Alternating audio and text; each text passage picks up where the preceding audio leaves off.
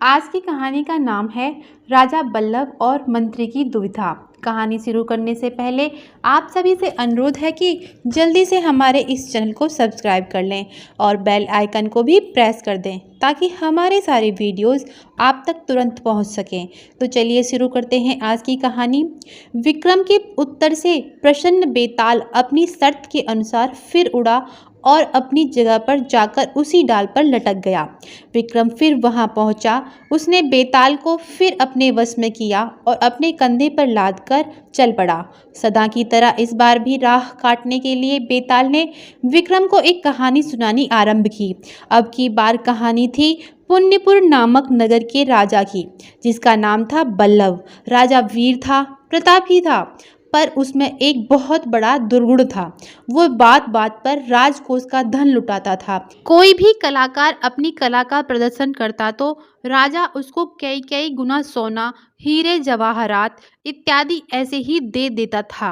राजा का मंत्री राजा की इस बात से बहुत परेशान था, क्योंकि धीरे धीरे राजकोष का धन खत्म होता जा रहा था।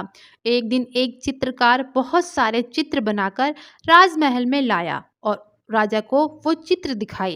राजा बोला, वाह कलाकार महोदय, आप तो सचमुच बहुत बड़े कलाकार हैं। ऐसी प्रतिभा, इतना परिश्रम, क्या ये सब चित्र आपने हमारे लिए बनाए हैं? चित्रकार बोला, हाँ महाराज, मुझे आशा है कि इससे राजमहल की शोभा बढ़ेगी। मंत्री बोला, राजमहल के लिए इतने सारे चित्र तो अधिक होंगे महाराज, 2-4 चित्र ही बहुत होंगे। राजा बोला, मंत्री जी, कला का आदर करना आप नहीं जानते। यदि इन चित्रों के लिए ये महल छोटा हुआ तो हम एक नया महल बनाएंगे, लेकिन हम इन चित्रों को वापस नहीं लौटाएंगे। मंत्री जी, आप एक तराजू लाएं और उस तराजू में इन कलाकार के तोल के बराबर सोने की मुद्राएं हम इन्हें भेंट करेंगे। मंत्री ये सुनकर बहुत घबरा गया और बोला, इस तरह से तो सारा राजकोष लुट जाएगा, कुछ नहीं बचेगा प्रजा के काम के लिए। किंतु मंत्री को राज आज्ञा का पालन करना पड़ा और तराजू लाकर उस चित्रकार के तोल के बराबर सोने की मुद्राएं उस कलाकार को भेंट की। राजा बोला, ये सारी स्वर्ण मुद्राएं आपकी हैं चित्रकार जी, आप इन्हें ले जा सकते हैं। उसी दिन शाम को राजा और मंत्री कुछ सैनिकों सहित अपने राज्य में घूमने के लिए निकले। रास्ते में मंत्री बोला, कलाकारों का आदर करना तो बड़ी अच्छी बात है, पर यदि आप इसी तरह से पुरस्कार बांटते रहे तो सारा राजकोष खाली हो जाएगा। राजा मंत्री की बात को अनसुना करते हुए बोला, वाह, ये स्थान तो बहुत सुंदर है, कितनी तेज हवा चलती है यहाँ पर। हम यहाँ एक महल का निर्माण करेंगे, सुंदर विशाल महल। मंत्री बोला, एक मंत्री होने के नाते मेरा ये कर्तव्य है कि यदि आप कोई गलत निर्णय ले रहे हैं तो मैं आपको रोकूं। नए महल की कोई आवश्यकता नहीं है। राजा बोला, बस बस, हम समझ गए, आप यही कहेंगे कि राजकोष लुट जाएगा। कई बार तो हमें ऐसा लगता है कि हम राजा होते हुए भी दास हैं, नौकर हैं, हमें अपनी इच्छा भी पूर्ण करने का अधिकार नहीं। मंत्री बोला, नहीं महाराज, ऐसा मत सोचिए, ऐसा मत कहिए। मंत्री चुपचाप अपने घर आ गया, किंतु राज की चिंता में वो सो नहीं पा रहा था। मंत्री की पत्नी बोली, आज फिर आपको नींद नहीं आ रही? लगता है आज फिर आपको कोई चिंता है, ऐसे तो आप अपना स्वास्थ्य बिगाड़ लेंगे। मंत्री बोला, क्या करूं, समझ में नहीं आता। पत्नी बोली, कुछ मत सोचिए, जैसे चल रहा है वैसे चलने दीजिए। मंत्री बोला, नहीं, यदि मेरे मंत्री होते राज्य की आर्थिक हानि हुई तो ये अपराध मेरा है। या तो मुझे इस स्थिति को ठीक करना चाहिए या तो ये पद छोड़ देना चाहिए। पत्नी बोली, मेरी एक बात मानेंगे आप? मंत्री बोला, कहो। पत्नी बोली, क्यों ना, राजकाज से थोड़े दिनों के लिए छुट्टी ले लें, कहीं तीर्थ स्थान पर चलते हैं। मंत्री बोला, ठीक है, हम चलेंगे। तब मंत्री अपनी पत्नी के साथ तीर्थ यात्रा पर निकल गया। चलते चलते मंत्री अपनी पत्नी के साथ समुद्र तट पर पहुंच गया। दिन ढलने वाला था तो मंत्री और उसकी पत्नी समुद्र तट पर ही आराम करने लगे। थोड़ी देर में उसने देखा कि समुद्र से एक द्वीप निकलकर जल से ऊपर आ रहा है। उस द्वीप पर एक जगमगाता वृक्ष है और उस वृक्ष पर एक सुंदर कन्या बैठकर बांसुरी बजा रही है। मंत्री की पत्नी बोली, ये है क्या? पहले तो ये द्वीप यहाँ नहीं था। मंत्री बोला, अभी अभी पानी से उभर आया है। पत्नी बोली, मगर ये लड़की कौन है? मंत्री बोला, पता नहीं, सब कुछ रहस्यमय है। मुझे तुरंत राजा को सूचना देनी चाहिए। पत्नी बोली, तीर्थ स्थल से लौटने के बाद दे देना। मंत्री बोला, नहीं, एक मंत्री के नाते मेरा कर्तव्य है कि यदि ऐसी कोई विशिष्ट घटना देखो तो राजा को तुरंत सूचित करो। पता नहीं राज्य पर कोई नई विपदा न आ रही हो। मंत्री वहीं से उल्टे पैर वापस लौट गया और राजा को सब वृतांत सुना दिया।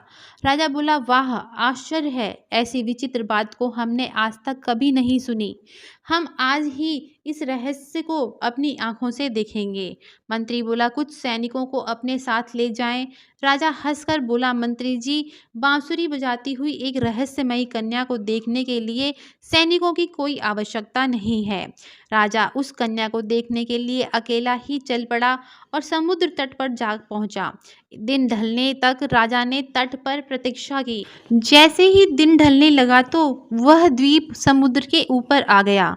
राजा को जगमगाता हुआ वृक्ष भी दिखाई दिया और उस पर बैठी बांसुरी बजाती हुई कन्या भी दिखाई दी।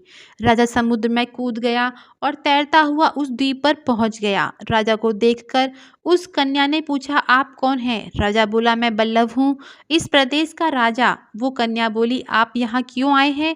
राजा बोला, तुमसे मिलने। बहुत मीठी बांसुरी बजाती हो तुम। कन्या बोली, मेरी मानिए, आप यहाँ से चले जाइए, यहाँ एक राक्षस आने वाला है। आज ही की रात यदि आप दिख गए तो वो आपको मार डालेगा। राजा बोला, मुझसे साफ साफ बात करो, तुम कौन हो, यहाँ कैसे आई और ये राक्षस कौन है? कन्या बोली, मैं एक गंधर्व कन्या हूँ। मेरे पिता गंधर्व लोक के राजा हैं। वे मेरा जहाँ विवाह करना चाहते थे वो व्यक्ति मुझे स्वीकार न था। क्रोधित होकर मेरे पिता ने मुझे इस जादुई द्वीप पर राक्षस का आहार बनने के लिए छोड़ दिया। राजा बोला, तो ये जादुई द्वीप है? कन्या बोली, हाँ, उस राक्षस ने पहले हम गंधर्वों पर बहुत अत्याचार किए। मेरे पिता ने उससे हार मानकर ये समझौता किया कि हर अमावस्या की रात में वो इस द्वीप पर बहुमूल्य वस्तुएं रखेंगे, कभी धन, कभी भोजन, कभी दास दासियां, जिनको ग्रहण कर राक्षस हम गंधर्वों पर कृपा करेगा। राजा बोला, तो क्रोधित होकर तुम्हारे पिता ने तुम्हें राक्षस को भेंट कर दिया? कन्या बोली, आपका हित इसमें है कि आप यहाँ से चले जाएं। राजा बोला, तुम्हें छोड़कर मैं बिल्कुल नहीं जा सकता। अगर मुझ में अंश भर भी वीरता है, स्त्री के प्रति सम्मान है, राजाओं के कार्यों के प्रति मान है, तो मैं तुम्हें बिल्कुल छोड़कर नहीं जा सकता। तुम निश्चिंत रहो, राक्षस से मैं लड़ूंगा, देखता हूँ वो राक्षस कौन है और उसमें कितनी शक्ति है। कन्या बोली, मैंने तो अपने प्राणों का मोह छोड़ दिया है। यदि तुम विजयी हुए तो मैं शेष जीवन तुम्हारी रहूंगी। तभी वहां वह भयंकर राक्षस आ पहुंचा और उस कन्या को देखकर हंसते हुए बोला, बड़ी सुंदर भेंट भेजी है आज गंधर्वराज ने। फिर राक्षस की दृष्टि राजा पर गई तो राक्षस बोला, अरे तुझे भी भेजा है गंधर्वराज ने? राजा बोला, हाँ, मैं भी तुम्हारे लिए भेंट लेकर आया हूँ। ऐसा कहकर राजा ने राक्षस पर तीर से वार कर दिया। राजा के वार से राक्षस मूर्छित हो गया। राजा और उस कन्या को साथ लेकर समुद्र में तैरकर तट पर आ गया। तभी राक्षस उठ खड़ा हुआ और राजा पर आक्रमण कर दिया। राक्षस और राजा के बीच भयंकर युद्ध हुआ। थोड़ी ही देर में राजा घायल होकर धरती पर गिर गया। राक्षस ने एक बड़ी शिला उठाई और जैसे ही राक्षस राजा को मारने वाला था तभी मंत्री सेना लेकर वहां पहुंच गया और सैनिकों ने राक्षस पर तीरों से आक्रमण कर दिया और राक्षस को मार डाला। राजा ने मंत्री की ओर देखा और बोला, मंत्री जी आप, और ये तीर किसने मारे? मंत्री बोला, हमारी सेना ने। आपकी रक्षा के लिए मैं हमारी सेना लेकर आया था। राजा बोला, वाह मंत्री जी, ये गंधर्व लोक की कन्या है, हमारे राज्य की भावी महारानी। तब राजा मंत्री और सेना सहित उस कन्या को साथ लेकर अपने राजमहल में लौट आया। राजा ने राज दरबार में घोषणा की, हमारे विवाह की तैयारी आज से ही आरंभ की जाए। ये विवाह पूरी धूमधाम और आनंद पूर्वक होगा, जिसमें राज्य का हर नागरिक भाग लेगा। आनंद का ये उत्सव पूरे माह चलेगा, जिसमें सारे देश के संगीतज्ञ, गायक, वादक, नर्तक, नर्तकियां और नाटक की मंडलियां आमंत्रित की जाएंगी। हमारी तरफ से सभी दिशाओं में निमंत्रण भेज दिए जाएं। सभी कलाकार को हम ज़्यादा से ज़्यादा पुरस्कार देंगे। सभी को ससम्मान ठहरने की व्यवस्था की जाए। कवियों और चित्रकारों को भी आमंत्रित किया जाए। हम उन्हें भी पुरस्कार देंगे। आसपास के सारे महाराजाओं को निमंत्रित करने के लिए हमारे विशेष दूत कल ही चले जाएं। पूरे नगर को सजा दिया जाए। पूरा नगर हमारा अतिथि होगा और इस काम के लिए जितने भी धन की आवश्यकता हो वो राजकोष से ले लिया जाए। राजा की घोषणा सुनकर दरबार और प्रजा के सभी लोग महाराज की जय हो के नारे लगाने लगे, किंतु मंत्री ने उसी समय हृदयघात से प्राण त्याग दिए। इतनी कहानी सुनाने के बाद बेताल यकायक रुक गया और उसने विक्रम से एक प्रश्न किया। मंत्री को राजा के विवाह के समाचार से प्रसन्न होना चाहिए था, फिर वो दुखी क्यों हुआ? उसे इतना गहरा आघात क्यों लगा कि उसके प्राण पखेरु उड़ गए? जल्दी बता, वरना तेरे सिर के टुकड़े टुकड़े कर दूंगा। विक्रम बोला, बेताल, मंत्री की चिंता यह थी कि राजा बल्लभ के द्वारा की गई घोषणा और वचन का यदि पालन किया जाए तो राजकोष में इतना धन नहीं था। यदि ना किया जाए तो इससे राजा का सम्मान गिरेगा। क्या करे क्या ना करे, इसी चिंता और हताशा में निर्णय न करने के कारण वो हृदयघात से मर गया। एक ओर राजा और दूसरी ओर राज्य मंत्री का कर्तव्य होता है कि वो राज्य के हित की रक्षा करे और राजा के सम्मान की रक्षा करे। वो निश्चय नहीं कर पाया कि ऐसे क्षण में और ऐसी स्थिति में वो क्या करे। बेताल बोला, सही कहा विक्रम। और राजा बल्लभ को भी मंत्री की मृत्यु की बाद बुद्धि आ गई। उसने भी सभी समारोह रद्द कर दिए और सभी प्रजाजनों से हाथ जोड़कर बोला, मुझे क्षमा कीजिए। आप लोगों से जो मैंने धूमधाम से विवाह संपन्न करने की घोषणा की थी वो मैं पूरी न कर सका। मंत्री जी जो मुझे जीवन भर समझा ना सके वो आज अपने प्राण देकर मुझे समझा गए। राज्य का धन जनता की सेवा और जनता के हित के लिए है। हमारी विलासिता, हमारे आनंद और हमारे व्यक्तिगत रुचियों के लिए नहीं। बेताल बोला, तू कितना सोचकर कि अपना न्याय देता है। तू चुप रहना भी जानता तो मैं तुझे छोड़कर कभी नहीं जाता। मगर अब मैं क्या करूं? मैं जा रहा हूं विक्रम। इतना कहकर बेताल विक्रम के कंधे से उड़ गया। विक्रम फिर बेताल को पकड़ने के लिए उसके पीछे दौड़ने लगा।